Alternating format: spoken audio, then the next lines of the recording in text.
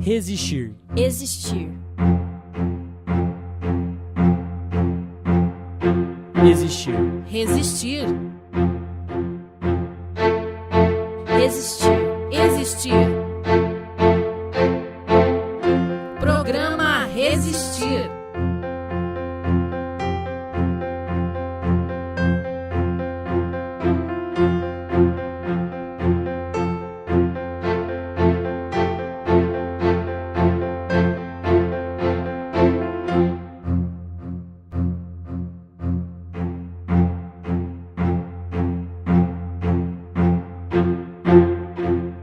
Olá, está começando o programa Resistir, que tem como objetivo a prevenção do suicídio.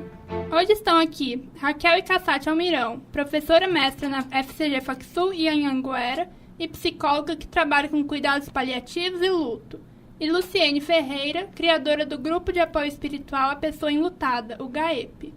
Obrigada pela presença. Se você estiver passando por algo aqui falado, ligue para o GAEP para frequentar as reuniões. 99221-3910. 99221-3910. O luto por uma vítima de suicídio é mais demorado e difícil que outros lutos. Por que isso acontece?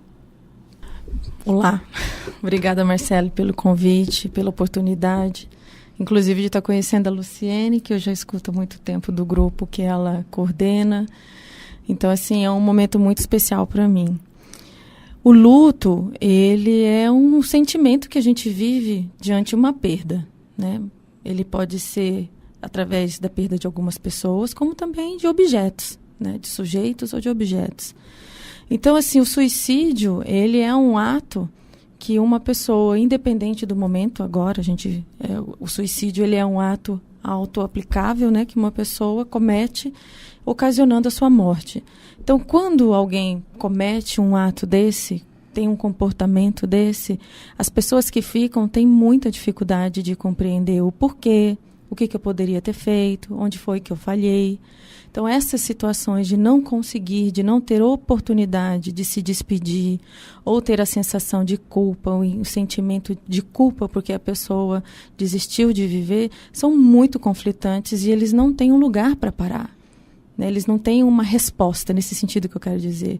Então, o fato de eu ter que elaborar a perda de uma pessoa sem ter condições de pedir desculpa, de me despedir, ele transforma esse luto diferente. Quando a gente fala difícil, Marcele, mais difícil, eu acho delicado a gente fazer uma afirmação dessa. Eu, como profissional, eu tenho dificuldade de fazer uma afirmação.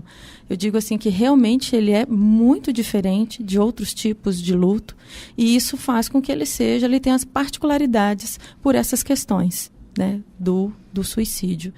E então isso pode ser o que ajude a responder esse porquê que você colocou. Ele é muito diferente com essas particularidades, né? E o suicídio, como a morte, ela é altamente democrática, ela não vem com uma idade X ou uma idade Y, com uma crença X e a outra não, ou questões de variada. Ele chega, a morte ela chega.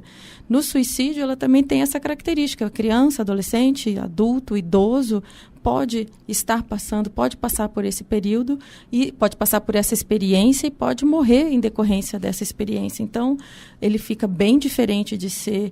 ele não tem... A gente costuma dizer que a gente que estuda costuma dizer que socialmente ele fica sem um lugar.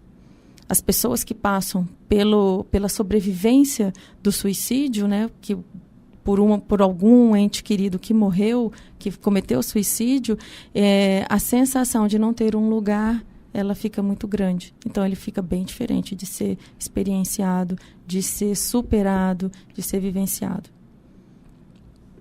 Sim, eu também quero agradecer essa oportunidade de vir até aqui para dar esse apoio, né, de falar sobre o que podemos fazer referente ao luto.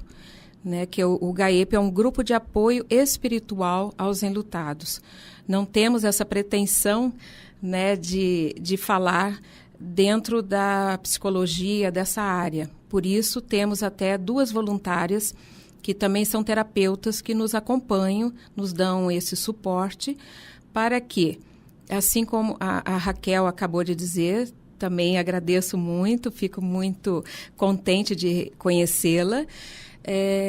Então, dentro do luto, a gente procura fazer esse paralelo para que possamos falar a mesma linguagem, tanto na área da psicologia quanto na área espiritual, né? E que a gente percebe que quando uma fala, as terapeutas, ou uma é terapeuta, outra é psicóloga, que nos dão esse suporte.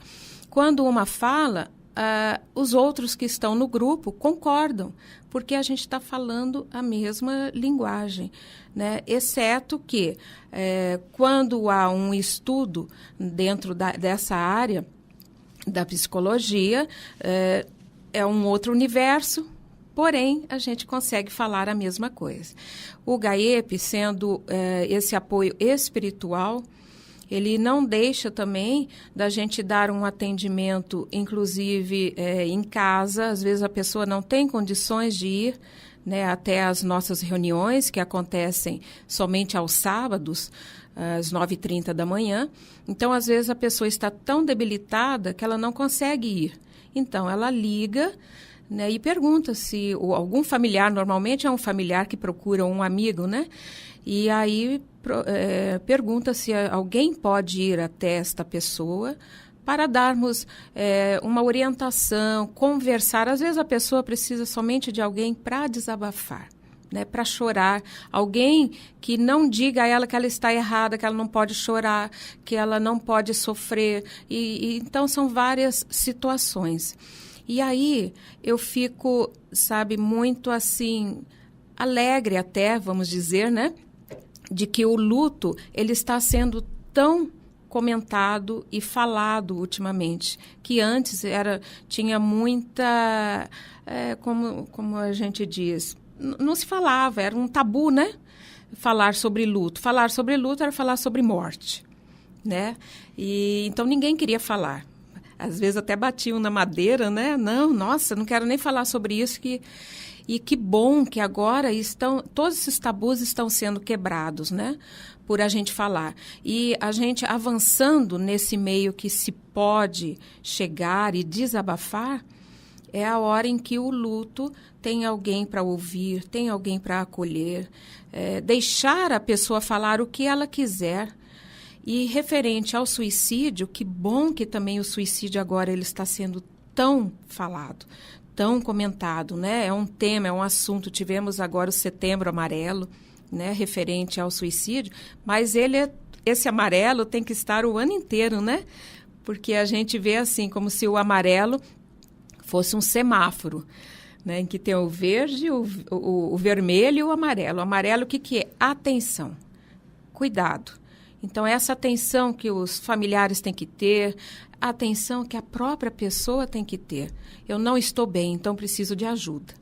E aí, a hora que ela procura ajuda de um grupo de apoio como o GAEP, ela procura ajuda de uma terapia, de um psicólogo e, se necessário, o psiquiatra também.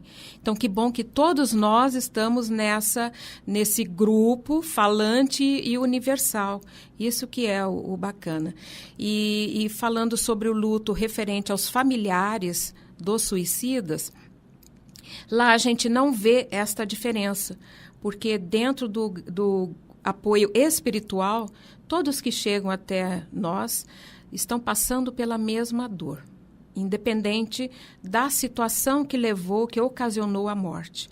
Acidente, doença, né, o câncer, o próprio suicídio, a gente não vê essa diferença. Porém, dentro dos comentários, dentro dos desabafos, das histórias que nos são contadas, a gente vê que, além de tudo, eles carregam um ponto de interrogação. E isso sobrecarrega mais ainda. E eles têm, além do luto, além da dor, os familiares têm esse ponto de interrogação e, normalmente, eles carregam uma culpa. Eu devia ter visto mais, eu devia ter prestado mais atenção, eu devia não ter deixado ele sair, né? Então, nós temos visto muito isso, sabe? Cada pessoa que chega lá e fala, e mais são filhos, infelizmente, né?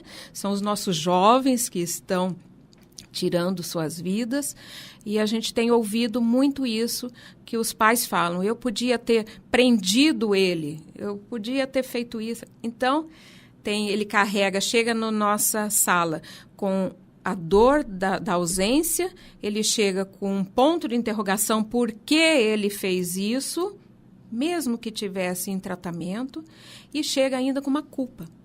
Então, é nesse ponto que a gente vê que os familiares ou amigos de suicidas, eles pesam um pouquinho mais de diferença em relação aos outros. E como nós podemos ajudar nesse luto dos familiares e amigos de quem cometeu o suicídio? Primeiro, eu entendo que é exatamente oferecendo um espaço adequado para essa escuta, né? Esse acolhimento da dor. Então, assim, uma grande diferença do trabalho terapêutico com o luto, seja ele individual ou em grupo, é a gente literalmente suportar o silêncio. Né? São falas muito lentas, são muitas pausas, muitas pausas. Se pudesse passar esse silêncio em imagens, com certeza teriam muitas imagens, muitas lembranças de saudade, muitas lembranças de, digamos assim, de desentendimentos, de desencontro, de mal-entendidos. Então, assim, esse silêncio, ele precisa muito de um espaço, realmente, em que esse silêncio não fique escondido ou que ele fique abafado. É um silêncio de voz. É interessante, assim, que quando a gente está atendendo, a gente não escuta vozes, tá? Mas, assim, ele é um silêncio cheio de vida. Cheio de vida, mas é silêncio. Então, esse silêncio, ele é essencial para o outro poder ir cognitivamente, emocionalmente, conseguindo perceber que dá para suportar. Que dá para suportar esse vazio que ele sente por não ter se despedido, essa dor que ele sente pela culpa. Uma das frases assim que me chama muita atenção com relação ao suicídio, o luto, trabalhar o luto nos sobreviventes, é assim: meu pai era um super-herói, né? Hoje ele é o pai que se matou. Então, assim, esse espaço para compreender que o pai que aquela criança tem, o pai que aquele adolescente tem é o mesmo no coração e na memória, ele é muito importante cognitivamente. Porque a terapia, em grupo ou individual, ela tem essa função de oferecer um espaço adequado para esse silêncio, que após o silêncio vem uma possibilidade de fala, de entendimento. Aí sim a gente pode pensar em falar em superação. Então, ele não é um tempo igual para todas as pessoas, porque vai depender da relação, do vínculo da pessoa, da família com quem morreu pelo suicídio. Então, a maneira da gente ajudar é preparo técnico. E o grupo de apoio, do meu ponto de vista, com licença, Luciene, do meu ponto de vista, ele é imprescindível para as pessoas poderem... Eu costumo dizer assim que nos grandes encontros existem as grandes possibilidades de cura. Então, é muito diferente terapia em grupo, grupo de apoio. Mas a gente vai ter oportunidade de falar isso. E o grupo de apoio, ele é o social, todo mundo junto. São as pessoas que conseguem ali perceber que existem outros que também passam de forma diferente. Então, assim, eles vão se identificando de uma forma diferente e vão construindo condições de superar. E a terapia em grupo e a terapia individual tem o seu papel, são todos assim... São funções diferentes no mesmo contexto, que tem um papel preponderante digamos assim, no futuro, numa possibilidade de um futuro dessas pessoas que passam por essa experiência. Sim, e como eu disse, esses familiares que chegam até nós, eles já vêm com essa culpa muitas vezes, né? E com essa dor da ausência e essa indignação por não saber esse ponto de interrogação que eles trazem nos ombros, né? Por não saber exatamente o porquê. Temos, inclusive, recente, uma mãezinha que está com a gente já há algumas semanas E ela nos diz isso, que mesmo sabendo que a filha estava em tratamento, tinha esquizofrenia, mas ela não sabia o porquê a filha avisava que ia cometer o suicídio. Várias vezes ela avisou, né? Mas não é que não se acredita, é que talvez você entre assim, não, mas ela está sendo tratada, está com especialistas, está tomando remédio e eu estou por perto. Né? Então, aí eu acho até que as pessoas ficam menos, então, entendendo por quê que aquele filho, aquela filha cometeu o suicídio, já que tinha todo esse aparato, né? E muitas vezes já está com uma terapia, já está com um psicólogo, já está com tudo que é necessário. E a gente vê isso. Outros já chegam lá dizendo, não estava ainda, não fazia tratamento. Não, estava tudo bem, mas se jogou do 29º andar. Então, são situações que a gente vê a dor quando eles chegam ali, temos que tratar igualmente, eu digo por ser a falta, a ausência que eles choram. Que hoje não tem mais aquela pessoa, não tem mais o prato na mesa, não tem mais as roupas para serem lavadas, não tem mais o fulano para conversar e para rir, e que todos eles reclamam a mesma coisa. Todos nós reclamamos, porque eu também já fui uma enlutada, né? Então, por isso que eu digo, quando entra no GAEP, procuramos tratá-los todos sem distinção. Porém, a gente sabe que eles carregam um peso maior. E na maioria não. Todas as vezes nós falamos. Já tem um terapeuta? Já está tratando? Né? Porque tanto mãe quanto pai, que são os mais próximos, tem que ter um tratamento. Porque é difícil, é muito difícil suportar. Muito difícil mesmo. E outros casos também a gente pergunta, mas do suicida, os familiares, eu acredito, não imagino como seja nesse caso, né? Porque a gente ouvindo os relatos, você não imagina se você não passa pela situação. Mas eu acredito que, e tenho certeza que uma terapia, um grupo de apoio, uma religião, uma crença, são todas situações e opções para que a gente se fortaleça e entenda que existe, sim, uma caminhada e que é possível seguir adiante. O luto é uma das partes da chamada pós-venção. Do que se trata e o que mais ela envolve? É basicamente isso que a gente estava comentando até agora, né? O luto faz parte da pós-venção na questão do suicídio, né? Especificamente. Então, quando a gente fala pós-venção em suicídio, a gente fala no trabalho de enlutamento aos sobreviventes. E essa nominação sobreviventes, ela vem justamente, digamos assim, como reconhecimento dessa dor que as pessoas vivenciam ao perder o seu ente querido pelo suicídio. Então, eles têm que sobreviver a muitas dúvidas, eles têm que sobreviver a uma rotina que não vai ter resposta, eles precisam continuar, eles precisam sobreviver a uma sociedade que muitas vezes recrimina essa família, essa mãe, essa esposa, esse pai, que é como se ele também tivesse realmente uma participação, uma parcela de culpa no desejo do outro não viver mais. Então, assim, essas pessoas, elas sobrevivem. Teoricamente, a gente vai nominando e reconhecendo a dor, por isso que a gente denomina do sobrevivente. Então, a pós-venção ao suicídio é justamente oferecer essa escuta, esse espaço preparado para esse tipo de situação específica, né? Reforço, que é um luto, é um tipo de luto diferenciado, é um tipo de luto em que uma pessoa, ela se retira do cenário. Então, assim, de repente você está vivendo uma situação e sem você ter sido preparado para isso, sem você perceber isso, você pode ter tido uma sensação de desconforto em algum momento, mas na cena seguinte, tudo muda sem a presença de uma pessoa que, às vezes, o suicida é a figura principal da casa, é a pessoa que realmente mantinha aquele lar dentro daquelas características que eles tinham e deixa de existir.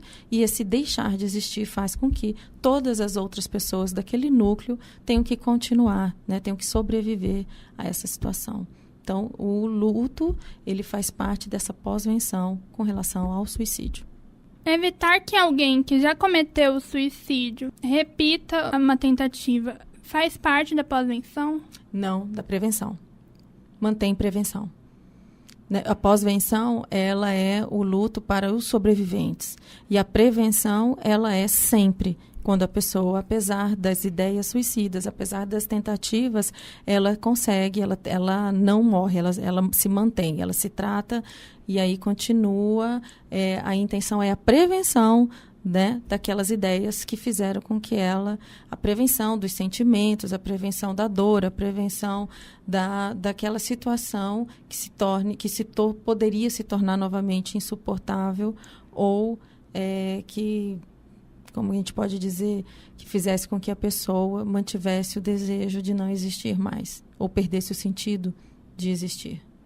É a situação, né, do semáforo amarelo, né? Isso, Está piscando. É sinal que tem algo que ainda está incomodando, algo que está errado e eu estou pedindo socorro, me ajudem, né? Então, não só em relação a essa pessoa que já fez uma tentativa e que pode vir a cometer outra tentativa, mas em relação aos próprios familiares, aos amigos. Às vezes os familiares nem notam, mas amigos de escola, né? Fiquem atentos também. Ela já cometeu, vamos ficar atentos. Isso não significa que ela tenha que ser discriminada, né?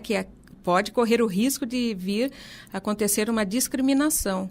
Não, essa pessoa é assim, ela está tratando, que hoje em dia, infelizmente, falar em psiquiatria, falar em psicólogo, ainda há muitos tabus, né? As pessoas discriminam mesmo. E quando conhecem alguém, talvez fique até meio afastado, fique com receio.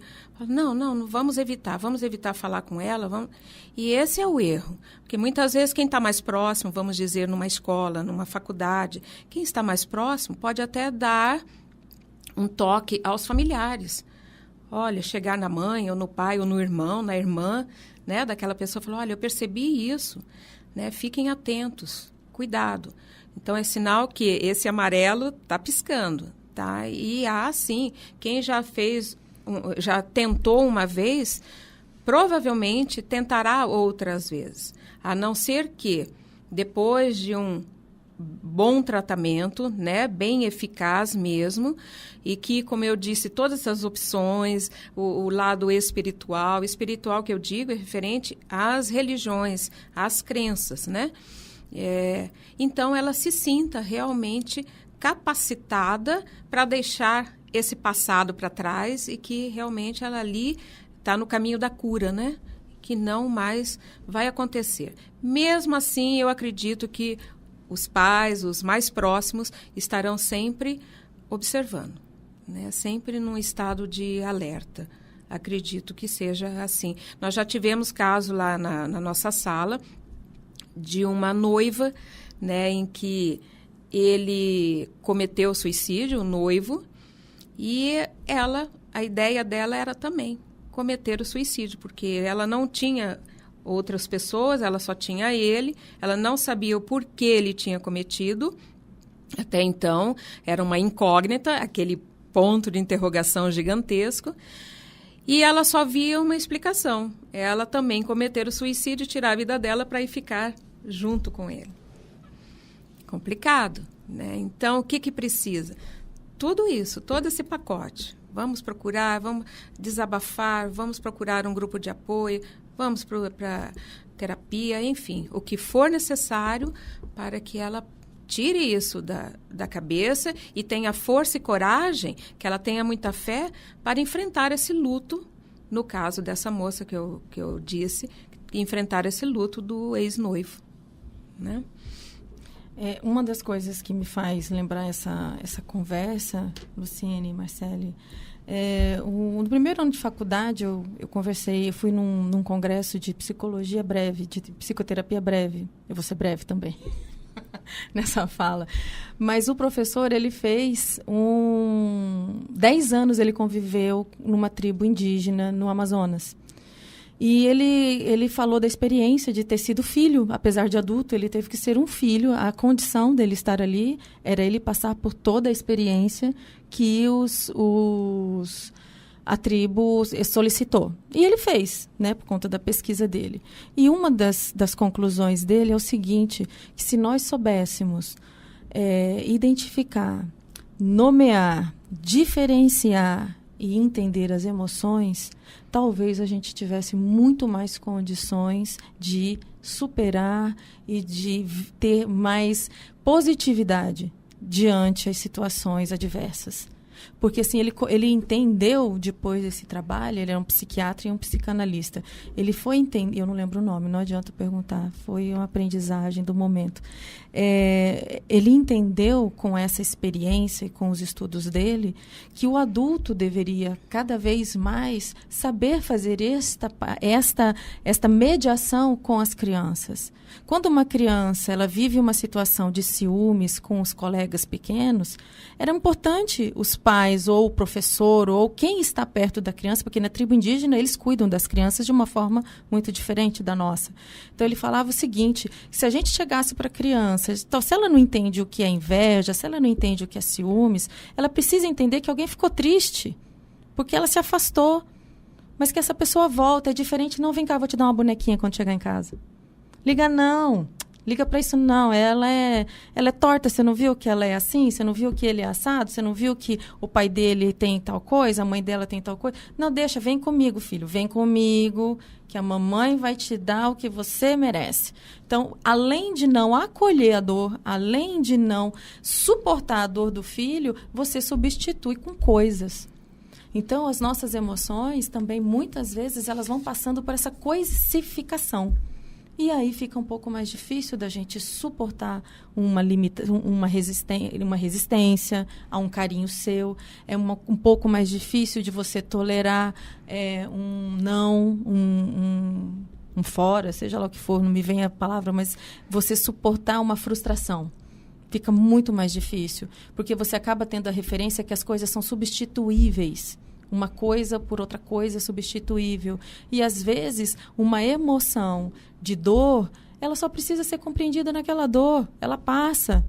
Né? É porque você não tem como dividir gostar de dois amiguinhos que não se gostam ou que não se entendem. Mas você gosta do João, você gosta do Pedro, do mesmo jeito.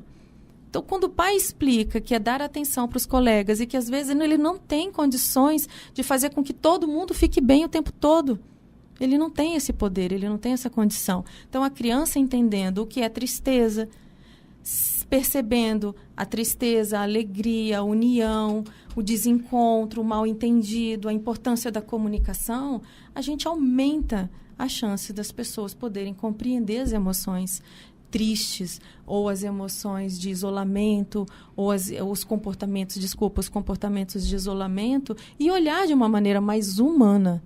Então, assim, muito desumano o jeito que, às vezes, a gente cresceu nesse mundo. Os paradigmas, né, de substituir. Tem pessoas que falam, né, tanto que dá para a gente lembrar, substituir um amor por outro é um equívoco.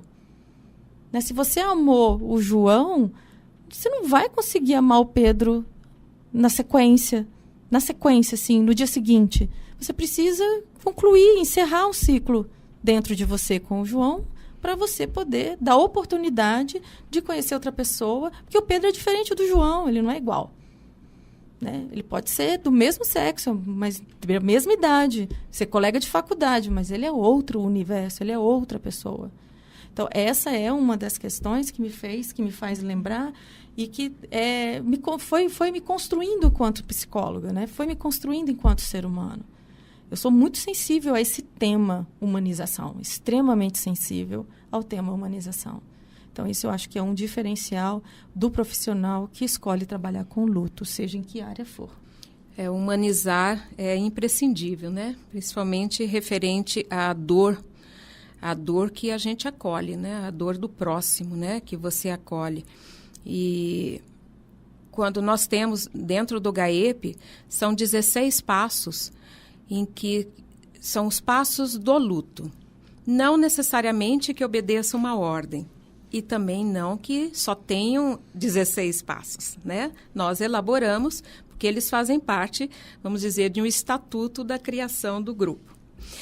E dentre esses passos, nós temos justamente isso. O primeiro é a sua história. Então, é quando você chega e conta a sua história. Cada sábado, nós comentamos um passo. Então, durante todo o ano, a gente vai fazendo esse círculo, né? Terminou o 16º, a gente retorna lá no primeiro. Então, o primeiro é a sua história. O outro posso sofrer e demonstrar esse sofrimento? Muitas pessoas chegam lá no grupo, na reunião, porque o fulano me falou que eu não posso chorar. O ciclano me disse que eu tenho que ser forte, porque eu tenho outros filhos, ou eu tenho um pai e uma mãe que já estão idosos e precisam de mim, e eu tenho que ser forte. Então, por isso que eu digo que nessa situação do luto, ali dentro do GAEP, as nossas referências são as mesmas para todos que chegam o enlutado, independente da situação morte. Né? O que ocasionou a morte. Então, quando eles chegam lá, o que eu faço? Como que eu não vou chorar? Está doendo demais. Como que eu não vou chorar? Até ontem meu filho estava comigo, até ontem meu marido estava, e ele fazia tudo. Eu não sei nem como ir a um banco para pagar algo, eu não sei de nada. Ele se suicidou, ele tirou a própria vida e nem deixou um recado, ele não me avisou. Então, as pessoas ficam perdidas. Totalmente perdidas, além de toda a bagagem da dor. Né? Elas ainda ficam perdidas perante o mundo, o materialismo, que ela vai ter que, a partir dali, se tornar uma outra pessoa. Né? Ela vai ter que aprender muitas coisas, vai ter que se esquivar de outras. Então, vai ser uma nova vida dentro desta família, né? Para cada um.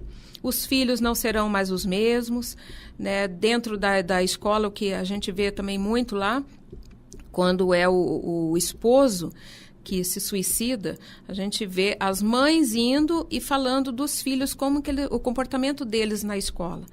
Então, haverá, com certeza, um rendimento, né? Um nível bem baixo dentro da escola. Então, são várias situações que esta mãe vai ter que suportar e enfrentar.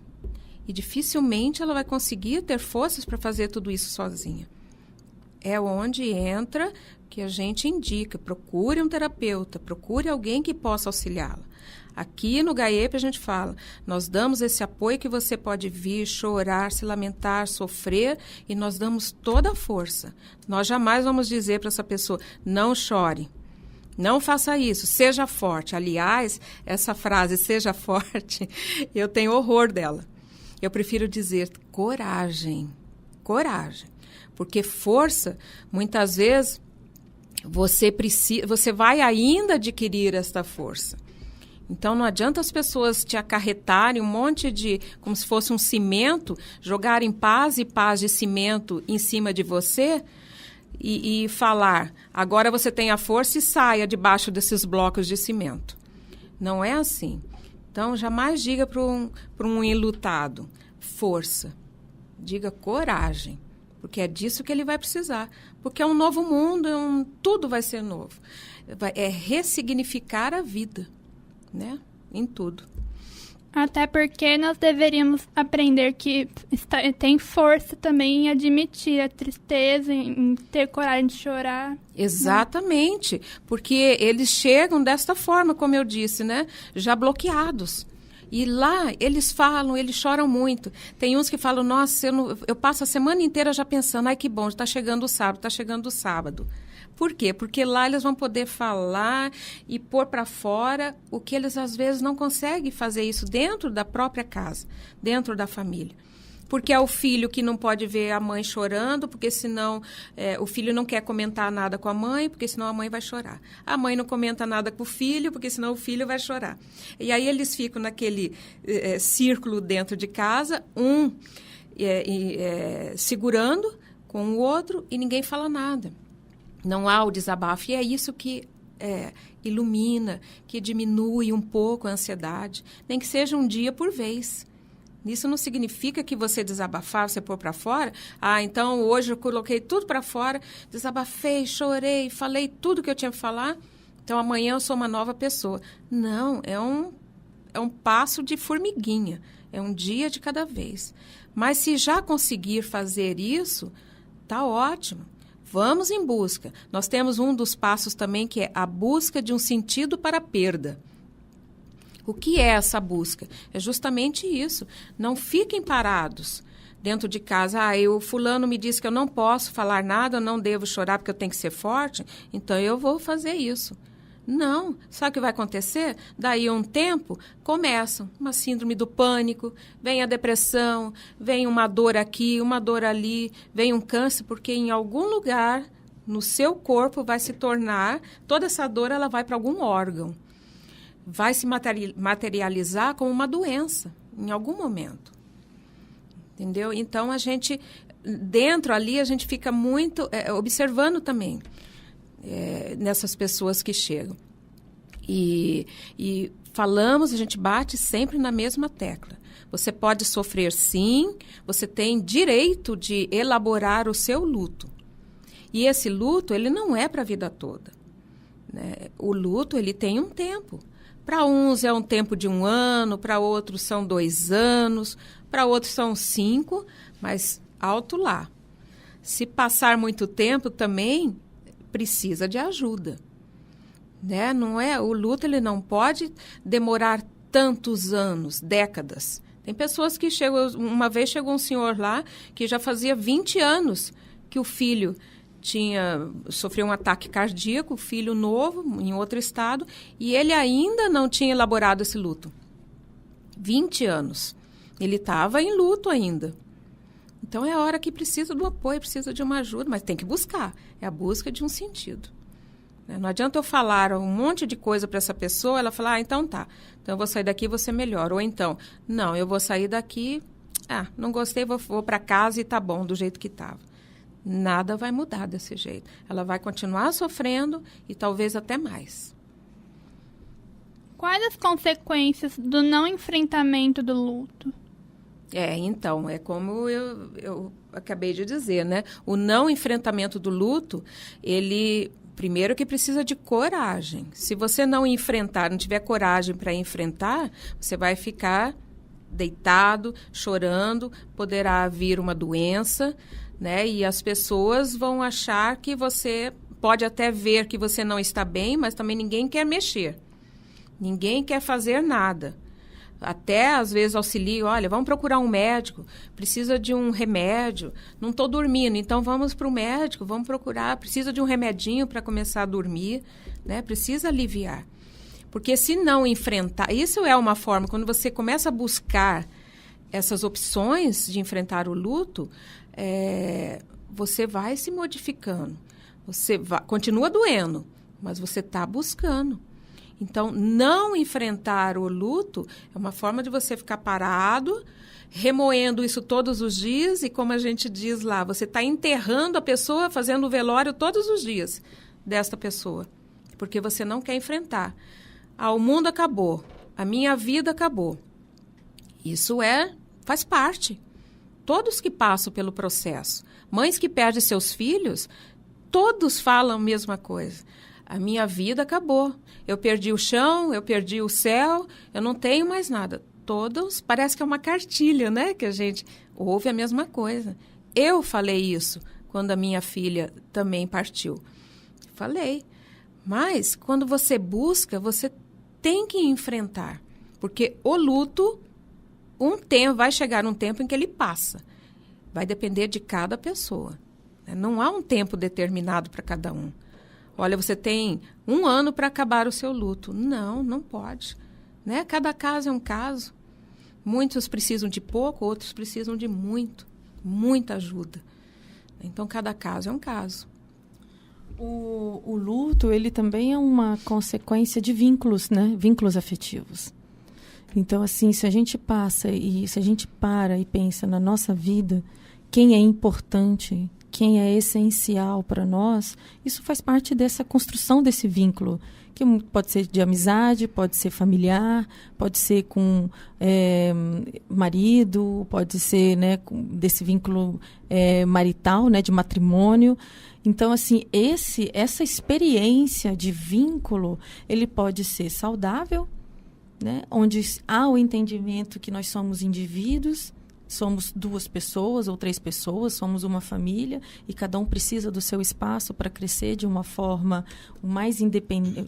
independente e autônoma, onde todos fiquem felizes, e quando o grupo se encontra é uma celebração de felicidade, é uma celebração em nome de uma família, em nome de um grupo maior até. Como também os vínculos podem ser de dependência, né? Esses vínculos também eles podem ser de apego. E quando a gente vem falar de apego, aí as consequências são muito variadas e, assim, não se tem variadas tanto em intensidade quanto em formas mesmo.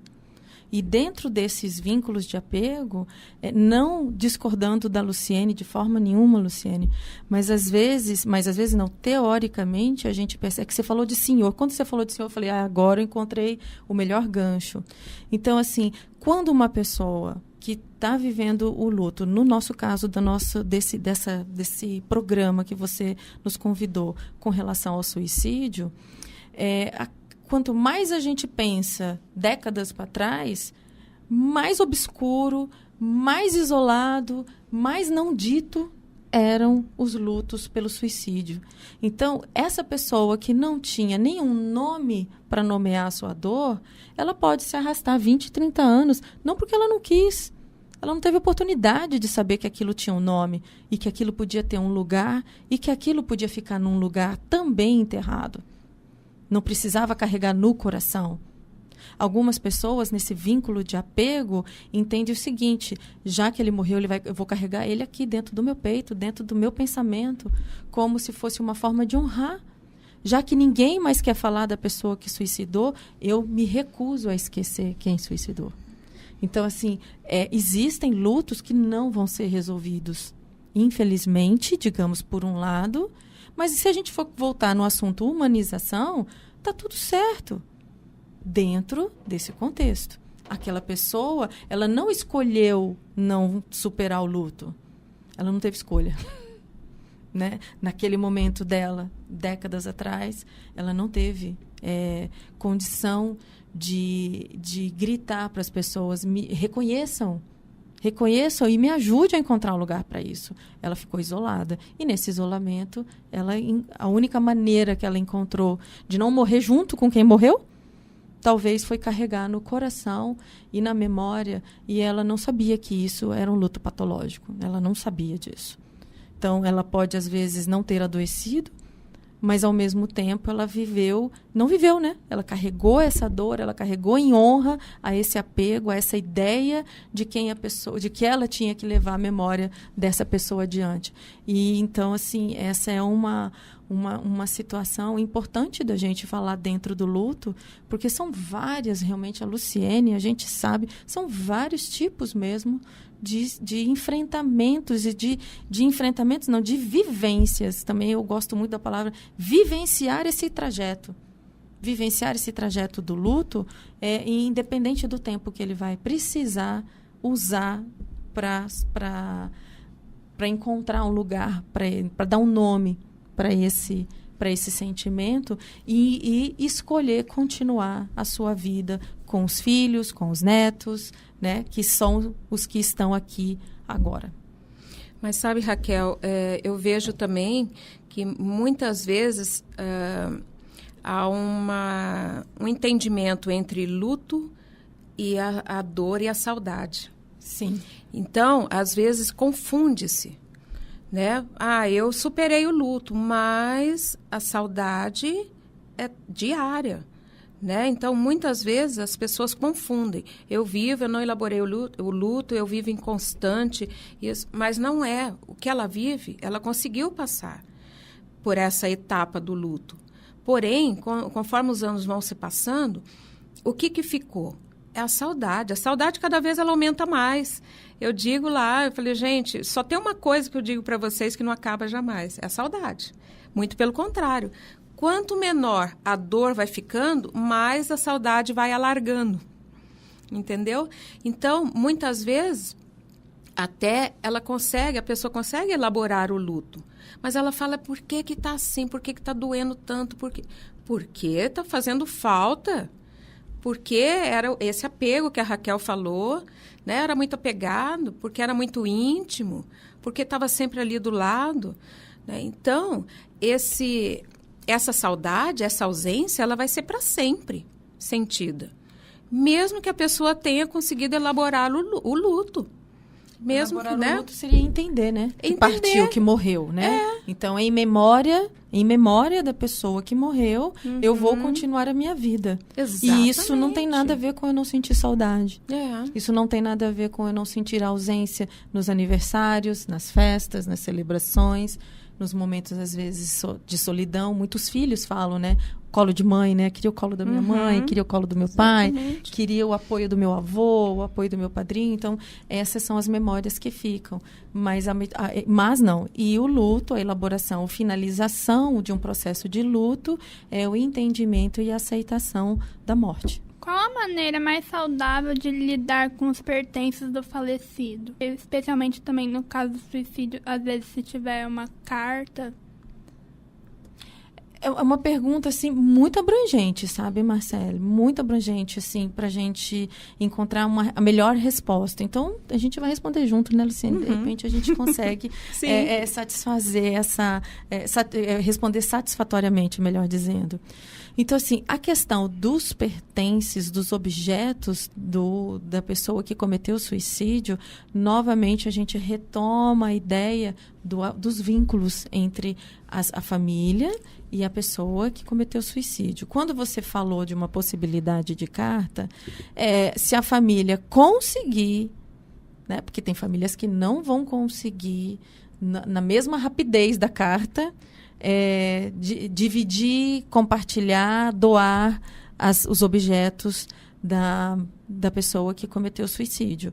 Por outro lado, dentro desse processo de entendimento ou de aceitação da morte do ente querido, pode ser que algumas mudanças que eles façam, encorajados pelos grupos de apoio, encorajados pelas terapias, encorajados pelas questões espirituais, né, ou pelas igrejas que eles frequentam, apoiados com os grandes amigos ou apoiados na família, eles vão pensando, né, experimentando o que é se desfazer de um objeto, e aí eles vão experimentando se é possível ou como que eles sobreviverão ou como que eles vão manter a vida. Então, assim, não vou falar nem em pressa, eu vou dizer assim, no tempo de entendimento, de aceitação do luto, de verificar esse vínculo com a pessoa e muito, muito apoio, que é o que dá coragem para viver um dia após o outro.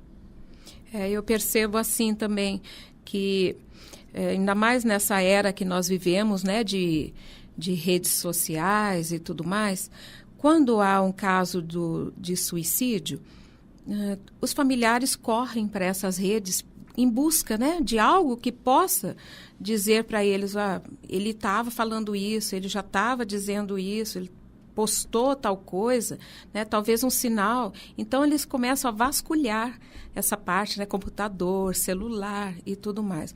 Vão nos livros, nos cadernos, vão olhar, será que deixou alguma coisa? Será que tem alguma coisa escrita?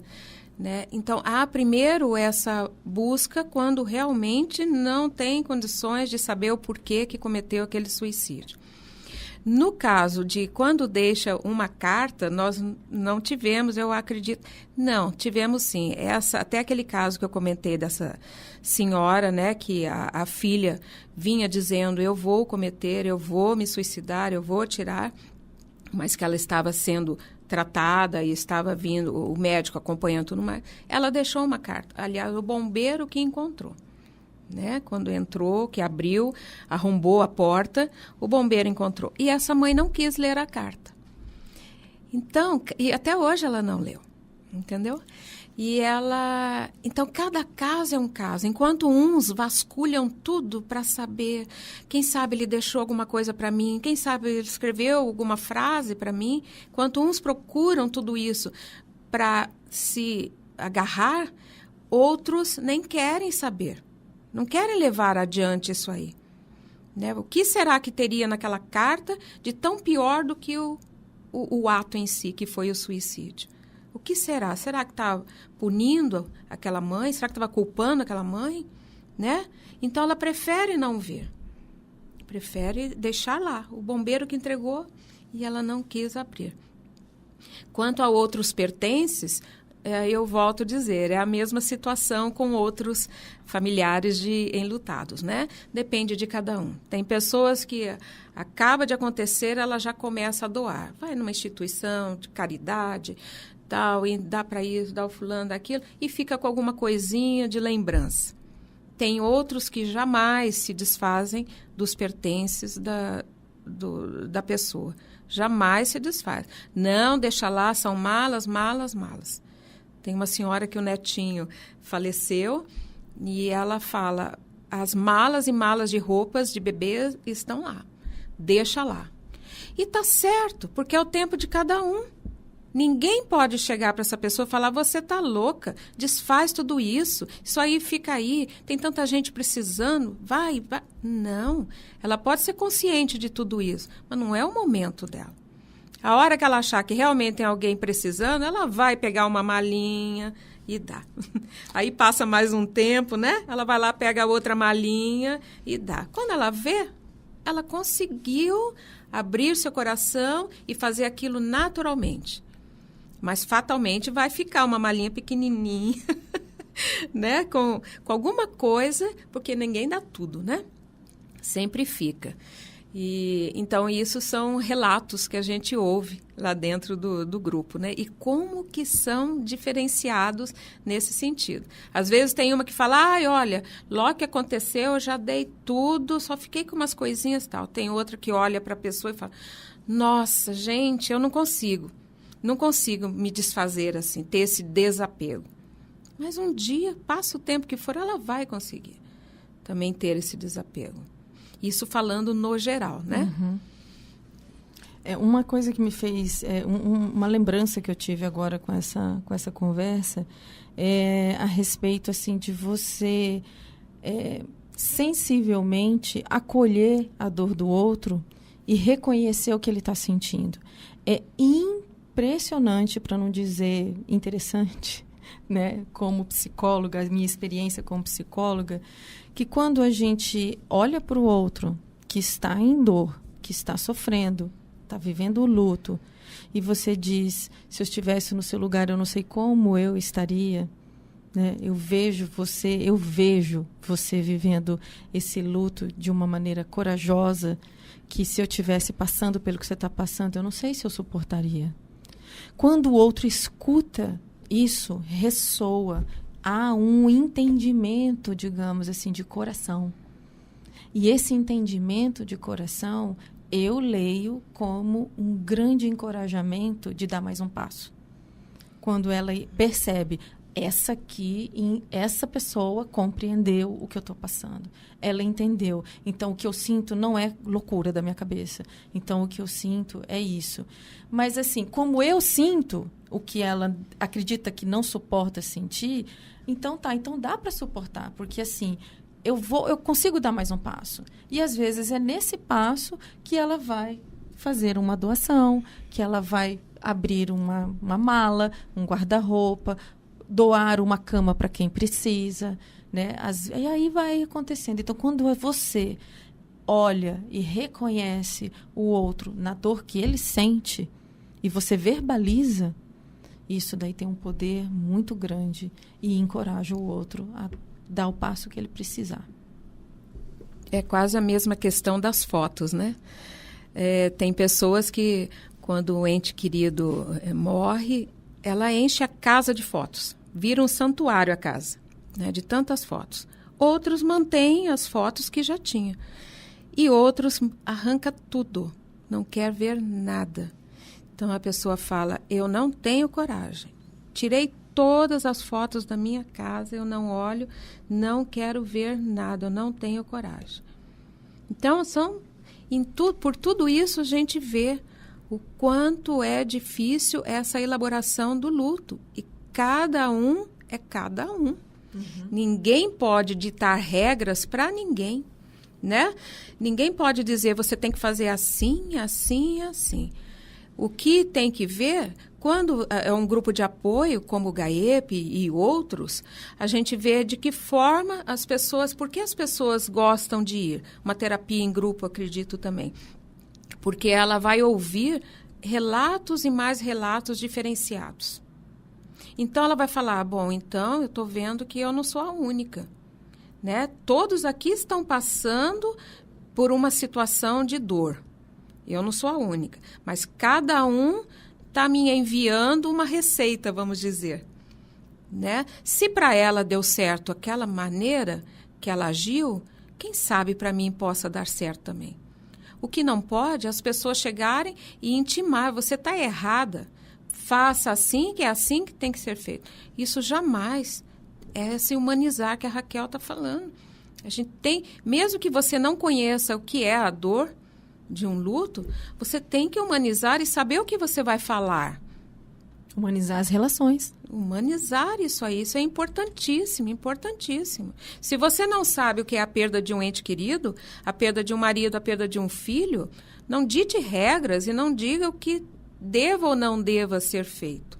Você não passou pela dor, você não sabe como é. Mas você pode auxiliar como? Olha, eu não sei, não consigo mensurar o que é perder o fulano, ou perder um ente querido. Não consigo.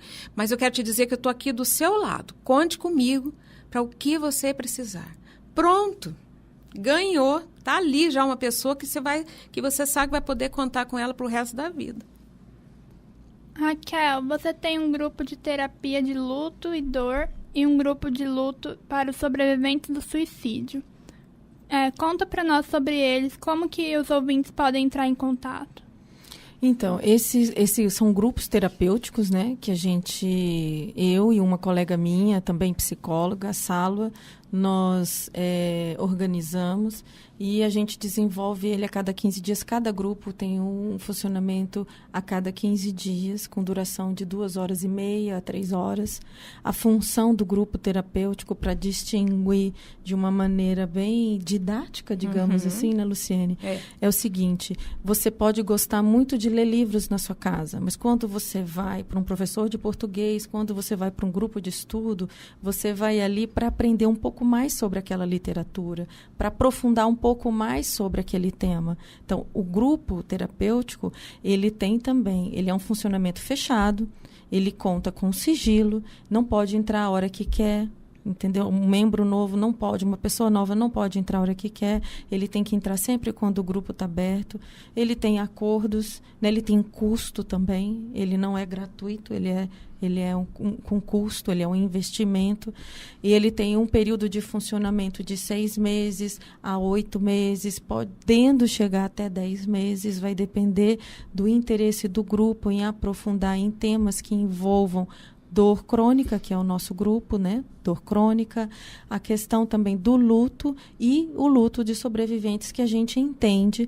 que são questões muito particulares, não é porque ele é pior ou mais difícil, por questões particulares. E esses temas, eles precisam, teoricamente, né, na didática, a gente vai percebendo na metodologia que os grupos, eles não se desencontram tanto. Eles acabam tendo esses encontros bem próximos, né? O luto por uma morte natural ou o luto por um outro tipo de situação, com relação ao luto do suicídio. Então, a gente caminha com esses grupos de forma diferenciada. A maneira de você ter informação sobre o grupo que nós já tivemos andamento agora desde agosto, nós temos os 2 grupos funcionando.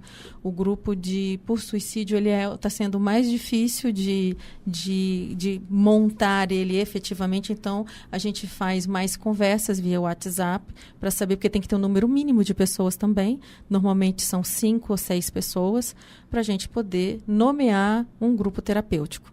Né? 2 pessoas não dá para a gente fazer um grupo, né? E então a gente acaba atendendo essas pessoas como famílias, numa terapia familiar ou numa terapia individual. A gente tem um e-mail que a gente disponibiliza, né? Que as pessoas podem entrar mandar mensagem, mandar o telefone, é grupoterapiacg@gmail.com. E também no Facebook o mesmo nome, Grupo Terapia CG. No Face a gente disponibilizou uma fanpage, né, que fala, né? Fanpage, né? E assim a gente está caminhando, né? Um projeto que iniciou esse ano, com muito carinho, ele é muito caro para nós. Eu tenho 18 anos de formada e nesses 18 anos o grupo para mim sempre foi um grande motivo de investimento profissional, né? Eu acredito muito no trabalho em grupo.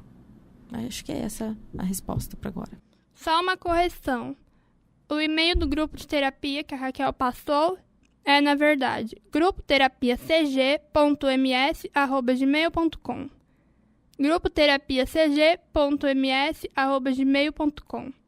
Luciene, onde são as reuniões do GAEP e como podem participar? Sim, nossas reuniões presenciais são todos os sábados, às 9h30 da manhã, na sobreloja da Arquitécnica, que é na Rua Dom Aquino, 431. Né? Todas as pessoas podem participar. A gente sempre pede que chegue no horário, né? Porque tem todo aquele processo, você começa com um preâmbulo, depois vem uma prece, depois vem uma leitura do Evangelho e aí a apresentação de quem é novo, que veio pela primeira vez, ou, se não, continua as histórias sendo contadas, né? E encerra novamente com uma prece e o abraço fraternal, que ninguém pode sair de lá sem ter o abraço, o acolhimento, né? Inclusive, na nossa sala, as cadeiras são dispostas em círculo, que é justamente para as pessoas se sentirem acolhidas, né? Então, sempre em círculo. E temos também a fanpage, né? Facebook, GAEP, _ Grupo de Apoio Espiritual aos Enlutados. O Instagram também tem GAEP, _ Apoio ao Luto. E um grupo de WhatsApp. Normalmente no WhatsApp quem participa são o próprio grupo, quem vai até lá e pede que quer entrar no grupo, né?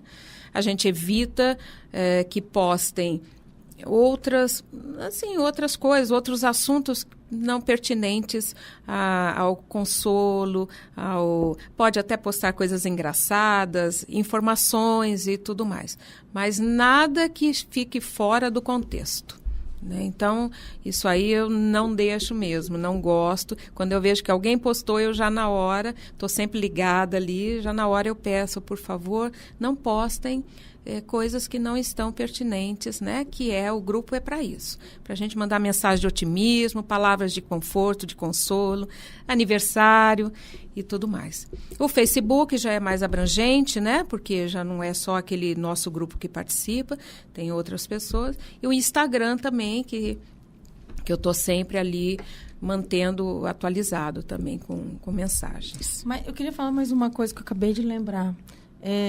Como professora na Anhanguera, no Setembro Amarelo, teve uma campanha.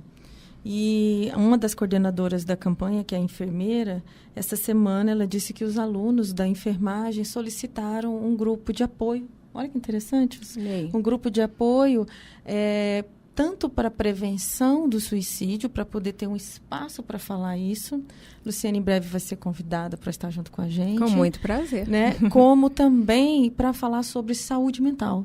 né, como um dos fatores, porque eu falei para ela assim, não tem como a gente fazer um grupo de apoio sem falar das emoções. Então, a psicologia, ela realmente está preparada, ela está habilitada, em condições cada vez mais de estar junto à sociedade, esclarecendo, oferecendo esse tipo de orientação sobre as emoções, como eu disse, com relação ao psiquiatra que eu ouvi lá no primeiro ano da psicologia. Isso foi lá em 96, faz muito tempo.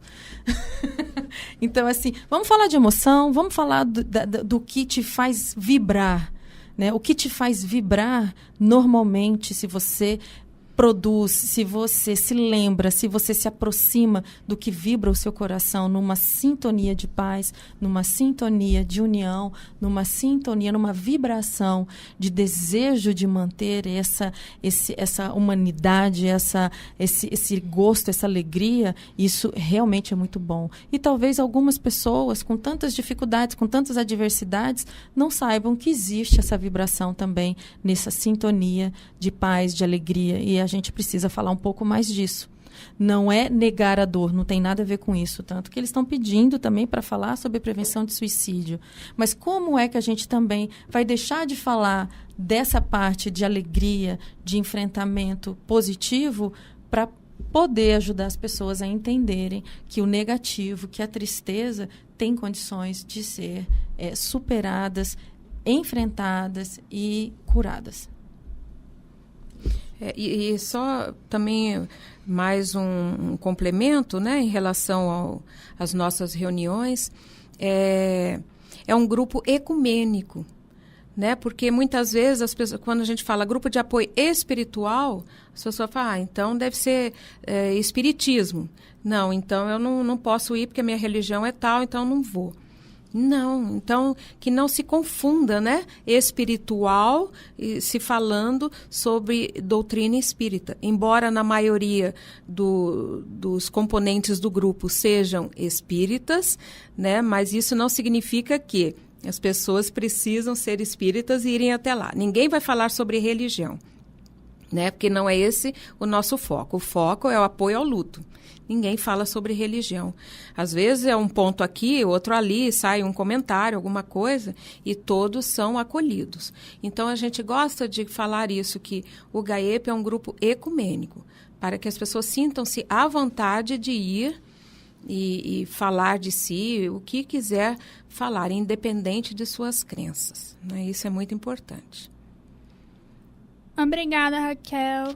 Obrigada, Luciene. E eu que agradeço. Hoje, muito bom. Que bom que a gente, como eu disse inicialmente, né? Que bom que esse tema, tanto o luto quanto o suicídio, está agora tão sendo propagado e falado, né? E comentado, e que a gente tem essas oportunidades, como a que a Marcele está nos oferecendo, para a gente vir aqui e falar do nosso trabalho também, né? Isso é muito bom. Eu que agradeço imensamente. Eu reforço esse agradecimento, né? Faço coro a esse agradecimento, dizendo o seguinte, que espaços como esse, Marcele, eles é uma oportunidade valiosíssima para nós profissionais podermos estar divulgando o que a gente está estudando, como a gente está trabalhando e o que é que a gente pode estar proporcionando de bom, de produtivo para a sociedade. Obrigada. O programa Resistir fica por aqui. Obrigada, ouvinte. Até a próxima.